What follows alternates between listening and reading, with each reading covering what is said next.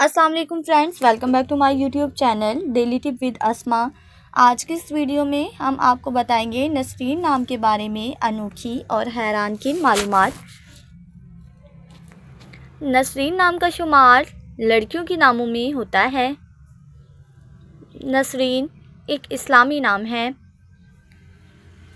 नसरीन नाम की इब्तदाई तारीख अरबी ज़ुबान से निकलती है। नसरीन नाम की लड़कियों के लिए खुशकिस्मत नंबर 1 माना जाता है। माहिरीन के मुताबिक नसरीन नाम की लड़कियां बहुत समझदार होती हैं। नसरीन नाम का मतलब है सफ़ेद गुलाब। नसरीन नाम की लड़कियों के लिए खुशकिस्मत दिनों में मंगल और एतवार का दिन शामिल है। नसरीन नाम के अफराद के लिए मुवाफिक रंगों में सुर्ख, जंगनुमा, हल्का सब्ज रंग शामिल है।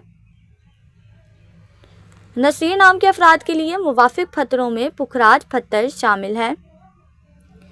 खुशकिस्मती वाली धातुओं में हिंसों के हिसाब से तांबा शामिल है। फ्रेंड्स, अगर आप अपने नाम का मतलब जानना चाहते हैं तो कमेंट बॉक्स में अपना नाम लिखें। इंशाल्लाह हम आपके नाम की वीडियो ज़रूर बनाएंगे। Thanks for watching. अल्लाह हाफिज़।